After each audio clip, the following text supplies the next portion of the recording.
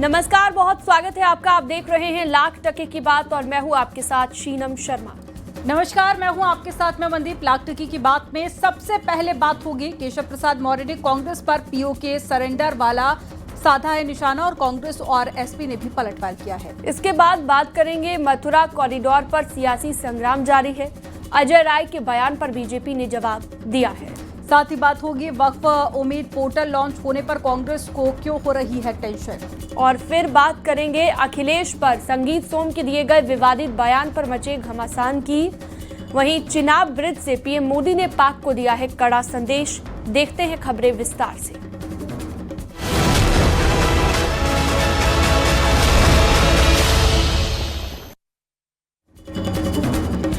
केशव प्रसाद मौर्य ने एक बार फिर से कांग्रेस पर सोशल मीडिया पर पोस्ट करके बड़ा निशाना साधा। केशव ने पूर्व पीएम नेहरू पर सवाल किया कि पीओके वाला सरेंडर क्यों किया था। केशव के वार पर कांग्रेस और एसपी ने पलटवार कर कहा कि बीजेपी वर्तमान के मुद्दों पर बात नहीं करती, उसे इतिहास के सवाल पूछना ही पसंद है।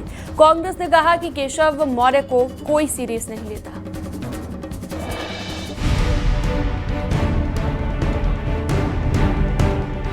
डिप्टी सीएम केशव प्रसाद मौर्य ने कांग्रेस पर गंभीर आरोप लगाए। केशव प्रसाद मौर्य ने कांग्रेस पर आरोप लगाते हुए सोशल मीडिया पर पोस्ट किया, कांग्रेस का दूसरा देशद्रोह। पाकिस्तान ने अपनी स्थापना के तुरंत बाद कश्मीर के एक हिस्से पर भी कब्जा कर लिया। अपनी जाबाज सेना ने पाक को काफी पीछे तक खदेड़ दिया था और बाकी हिस्से को छुड़ाने के लिए बेताब थी। लेकिन तब के कथित शांति दूत प्रधानमंत्री पंडित जवाहरलाल नेहरू ने पाक के सामने सरेंडर कर दिया और उनके कारण भारत के जम्मू कश्मीर का एक हिस्सा पाक अधिकृत कश्मीर हो गया। इससे पहले भी केशव प्रसाद मौर्य ने देश के बंटवारे को पहला देशद्रोह करार दिया था।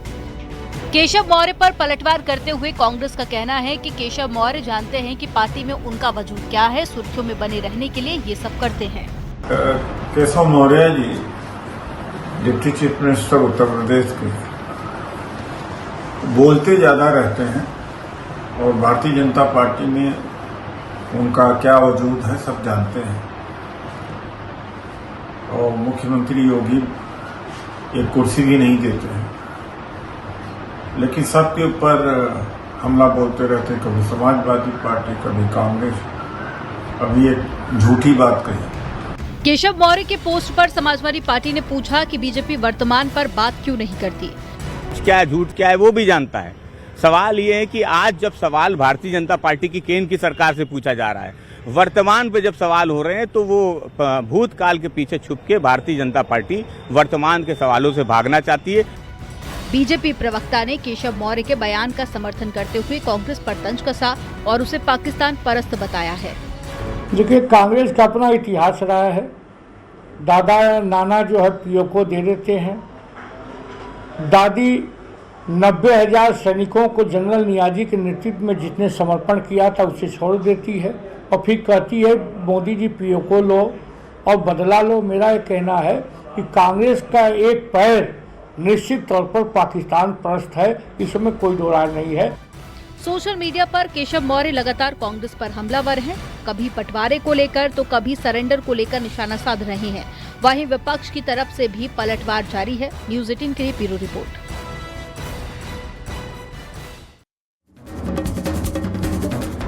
केंद्र सरकार ने वक्फ प्रॉपर्टी के मैनेजमेंट और रजिस्ट्रेशन में पारदर्शिता लाने के लिए उम्मीद पोर्टल लॉन्च कर दिया है। देश भर में वक्फ संपत्तियों की जानकारी 6 महीने में यानी कि 8 अक्टूबर 2025 तक पोर्टल पर अपलोड करनी जरूरी है। कांग्रेस से सवाल उठाए हैं कि जब कोर्ट में केस चल रहा है तो बीजेपी को इतनी जल्दबाजी क्यों है। वहीं बीजेपी ने पलटवार कर कहा कि संसद से बने कानून पर भी कांग्रेस को टेंशन है।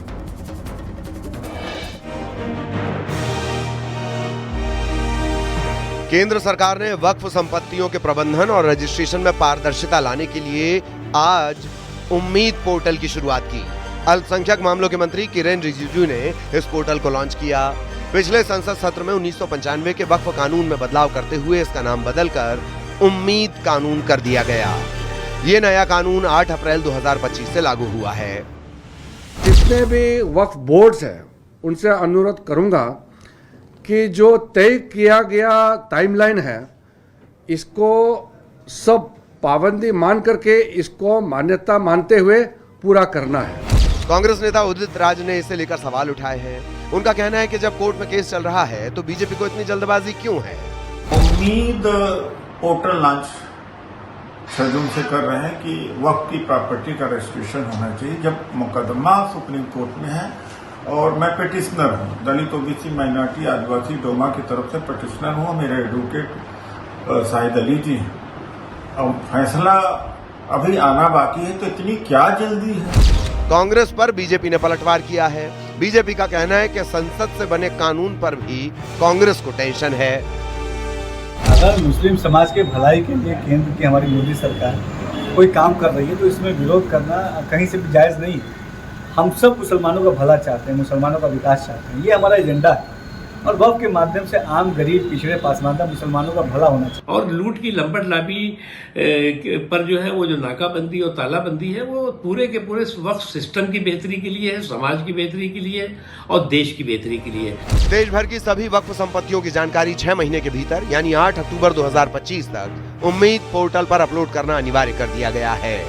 नए कानून के तहत अब नई वक्फ संपत्तियों का रजिस्ट्रेशन केवल उम्मीद पोर्टल के जरिए ही होगा। न्यूज़ 18 के लिए ब्यूरो रिपोर्ट। मुजफ्फरनगर में बीजेपी नेता संगीत सोम ने अखिलेश यादव को लेकर विवादित बयान दिया। अखिलेश पर निशाना साधते हुए उन्हें मुगल शासन का आखिरी बादशाह बताया। इसके साथ ही संगीत सोम ने पीडीए का मतलब पाकिस्तान डेवलपमेंट अथॉरिटी बताया, जिस पर एसपी ने पलटवार किया और उन्हें दिमाग के डॉक्टर से इलाज कराने की सलाह दी।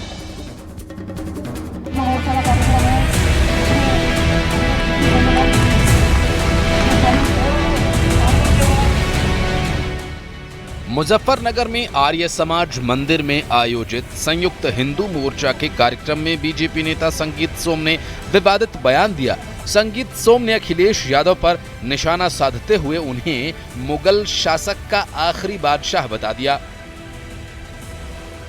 अखिलेश यादव पूर्व मुख्यमंत्री, और अगर मैं सही से बताऊं कि मुगल शासन के आखिरी बादशाह अखिलेश यादव अब जिंदगी में उत्तर प्रदेश के सीएम नहीं बनने जा रहे भाई, जिंदगी में नहीं नंबर आ सकता उनका। अब संगीत सोम ने पीडीए को पाकिस्तान डेवलपमेंट अथॉरिटी बता दिया। और वो बात करते पीडीए की, अरे पीडीए का ऐसा कौन सा काम है जो आप पीडीए का काम करते हो? पीडीए की तो फुल फॉर्म भी लोगों को नहीं पता। जो आपकी मानसिकता आपने उस मानसिकता से बनाया है। पीडीए की फुल फॉर्म तुम झूठी कुछ भी बताते रहो, मेरी नजरों में पीडीए की फुल फॉर्म है पाकिस्तान डेवलपमेंट अथॉरिटी, दूसरा कोई नाम नहीं है उसका। संगीत सोम के विवादित बयान पर समाजवादी पार्टी मुखर हो गई है।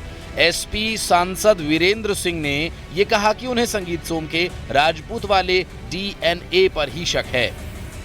तो अब आशंका संगीत सोम के डीएनए पे उठ रहा है, क्योंकि राजपूत कभी भी ओछी बात नहीं करता है।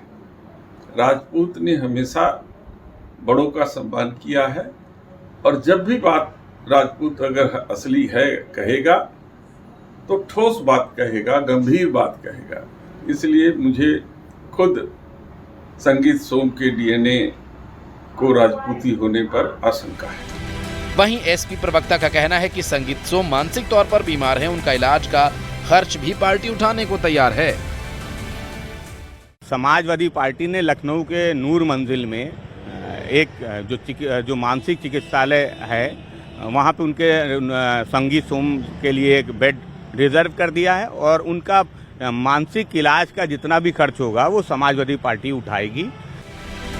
अखिलेश यादव पर बीजेपी नेता के जुबानी हमले से समाजवादी पार्टी बौखला गई है। संगीत सोम के विवादित बयान पर सियासी वार पलटवार जारी है। Report news 18।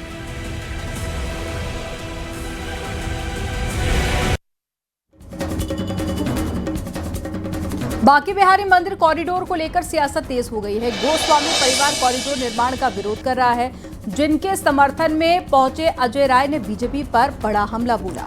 अजय राय ने कहा कि अगर मंदिर के आसपास तोड़फोड़ हुई तो ये बीजेपी के अगले चुनाव में हार तय है। वहीं डिप्टी सीएम ब्रजेश पाठक ने कहा कि सरकार गोस्वामी परिवारों की मांगों पर काम कर रही है।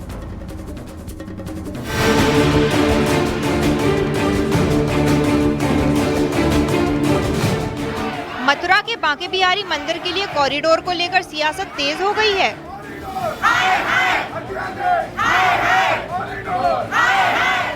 यूपी कांग्रेस के अध्यक्ष अजय राय ने बड़ा बयान दिया है। अजय राय ने कहा कि अगर बीजेपी ने मंदिर और आसपास के इलाके में तोड़फोड़ की तो अगले चुनाव में उसकी हार तय है। जो बांके बिहारी जी के मंदिर को और इस पूरे परिक्षेत्र को अधिग्रहण करके गोस्वामी परिवार और पूरे वृंदावन के लोगों को जो प्रताड़ित किया जा रहा है, इसके विरोध में हमारा कांग्रेस का एक एक कार्यकर्ता खड़ा है। ये निश्चित तौर से अगर इन्होंने ऐसा यहाँ किया तो भारतीय जनता की ताबूत में आखिरी कील होगी। वहीं बीजेपी ने भी कांग्रेस पर पलटवार किया है। मथुरा कॉरिडोर पर डिप्टी सीएम ब्रजेश पाठक ने कहा कि मथुरा के गोस्वामी परिवार के लोग हमारे परिवार के लोग हैं। सरकार को गोस्वामी परिवार का ज्ञापन मिला है। सरकार गोस्वामी परिवारों की मांगों पर काम कर रही है। सर, मथुरा कॉरिडोर पर अजय राय ने समर्थन दे दिया है जो सारस्वत परिवार। देखिए, आप जानते हैं कि जितने भी वहाँ के गोस्वामी परिवार हैं, सभी हमारे परिवार के सदस्य हैं। उनका ज्ञापन हमें मिला है, सरकार उस पर काम कर रही है। सुप्रीम कोर्ट के निर्देश पर श्री बांके बिहारी मंदिर को 5 एकड़ क्षेत्र में बांके बिहारी कॉरिडोर में बदलने का प्रस्ताव है। मंदिर के खजाने से 500 करोड़ रुपए का उपयोग कॉरिडोर के लिए जमीन अधिग्रहण के लिए किया जाएगा। जमीन बांके बिहारी जी के नाम पर ही रहेगी। सरकार का दावा है कि इससे श्रद्धालुओं की संख्या में वृद्धि होगी और पर्यटन को बढ़ावा मिलेगा। वहीं गोस्वामी परिवार का कहना है कि इससे मंदिर का मूल स्वरूप और कुंज गलियों का महत्व खत्म हो जाएगा। न्यूज़ 18 के लिए ब्यूरो रिपोर्ट।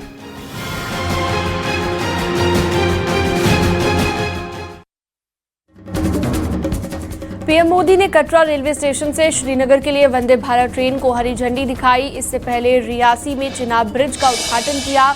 ये दुनिया का सबसे ऊंचा रेल ब्रिज है। चिनाब ब्रिज पर हाथ में तिरंगा लेकर जहां पर प्रधानमंत्री मोदी ने पाकिस्तान और चीन को संदेश दिया, तो वहीं आतंकवाद पर पाक को लेकर कड़ा प्रहार भी किया।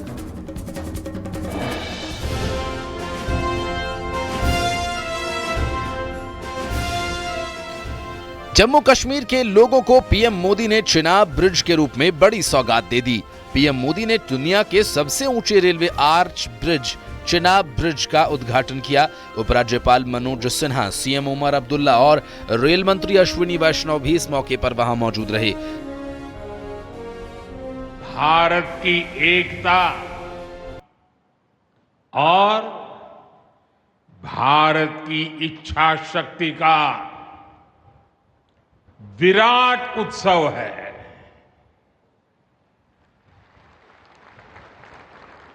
माता वैष्णो देवी के आशीर्वाद से आज वादी कश्मीर भारत के रेल नेटवर्क से जुड़ गई है।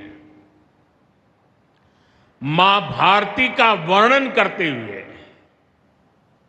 हम श्रद्धा भाव से कहते आए हैं, कश्मीर से कन्याकुमारी, ये अब रेलवे नेटवर्क के लिए भी हकीकत बन गया है। उधमपुर, श्रीनगर, बारामूला, ये रेल लाइन प्रोजेक्ट ये सिर्फ नाम नहीं है, ये जम्मू कश्मीर के नए सामर्थ्य की पहचान है। भारत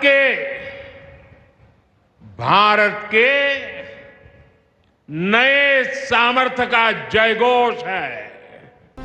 पीएम मोदी चिनाब ब्रिज के उद्घाटन के दौरान हाथ में तिरंगा लेकर ब्रिज पर निकल पड़े। ऐसा लग रहा था कि पीएम मोदी दुनिया के सबसे ऊंचे रेलवे ब्रिज से एक ही संदेश दे रहे हैं, एक बुलंद भारत की बुलंद तस्वीर दुनिया को दिखा रहे हैं, दुनिया को बता रहे हैं कि हम भारतीयों के लिए कुछ भी नामुमकिन नहीं।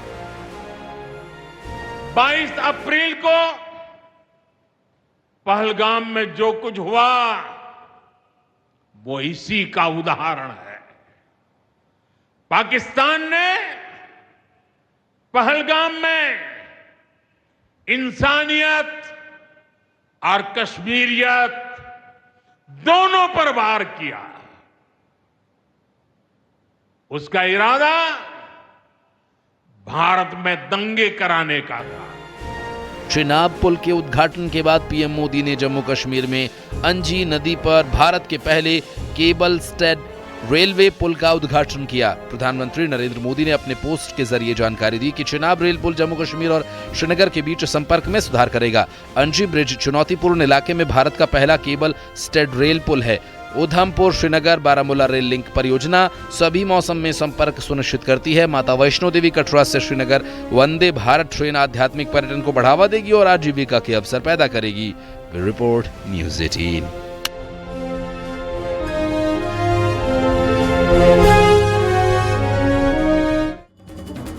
गोरखपुर के लोगों को कल्याण मंडपम की सौगात मिली है। सीएम योगी आदित्यनाथ ने 4 करोड़ 52 लाख रुपए की लागत से बने कल्याण मंडपम का उद्घाटन किया है। इस मौके पर गोरखपुर सांसद रवि किशन ने पेड़ लगाने की अपील की। वहीं सीएम योगी ने भी मां के नाम एक पेड़ लगाने की जनता से अपील की।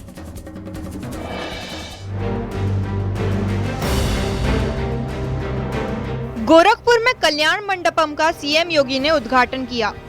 15वें वित्त आयोग के बजट से नगर निगम सूरजकुंड में 4 करोड़ 52 लाख की लागत से कल्याण मंडपम का निर्माण कराया गया है। इस मौके पर गोरखपुर सांसद रवि किशन भी मौजूद रहे। उन्होंने लोगों से एक पेड़ लगाने की अपील की। रवि किशन ने कहा कि अंतिम समय में सिर्फ लकड़ी ही साथ जाएगी। भैया हो, जब मरबा ना, जब मृत्यु होई तो केहू कहाला ना कहे कुछ लेके ना जाला मृत्यु पे। कोई लेके जाता है कुछ मृत्यु पे? बताओ का हो? हनुमान जी कुछ लेके जाला का? केहू लेके जाला मृत्यु में? हाँ, क्या जाता है मृत्यु में? नहीं, मृत्यु में एक चीज आपके साथ जाती है और वो जाती है लकड़ी। 7 थान तो गरीब आदमी तो जइबा तो वो जलाए वाला डोम कहीं का हो, 7 थान तो लगी एक आदमी के, वो है लकड़ी और कोई नहीं। और लकड़ी पहले जलेगी, अपने पक्षी से, अपने पेड़ से, अपने पत्ती से अलग हुई तहार साथ जाई। पहले लकड़ी जली तब तू जलवा। तो भैया हो, पेड़ लगैया काहे कि वह लकड़ी साथे लेके जाएगे। तो अपने लिए जमा करके रखिया लकड़ी, लकड़ी वह काम आई और कोई नहीं जाता है लकड़ी के अलावा। ये जान ला बात। सीएम योगी ने भी मां के नाम पर एक पेड़ लगाने की जनता से अपील की। सीएम योगी ने कहा, अगर सब लोग पेड़ लगाएंगे तो पूरा शहर हरा भरा रहेगा। प्रारंभ हुआ 15 अगस्त तक चलेगा। एक पेड़ मां के नाम हम लोग लगाएंगे और मैं फिर आप सबसे कहूंगा, आप सभी इसके साथ जुड़िए। रवि किशन जी हर वार्ड में जाकर के इस कार्यक्रम की अगुवाई करने वाले हैं। आप सभी लोग उनके साथ मिलकर के मोहल्ले के प्रत्येक वार्ड और मोहल्ले में वृक्षारोपण के इन कार्यक्रमों के साथ जुड़ेंगे तो व्यापक पैमाने पे इसको सफलता प्राप्त होगी और गोरखपुर महानगर स्वच्छ, सुंदर और हरा भरा दिखेगा। बहुत आध्यात्मिक वातावरण यहाँ देखने को मिलेगा। गोरखपुर में करीब 35,500 वर्ग फीट एरिया में बने कल्याण मंडपम में बड़ा हॉल भी है, किचन और पार्किंग की सुविधा भी है। इसमें 5 एसी कमरे, डॉर्मेट्री के साथ साथ स्नानघर, शौचालय की भी व्यवस्था की गई है। न्यूज़ 18 के लिए ब्यूरो रिपोर्ट।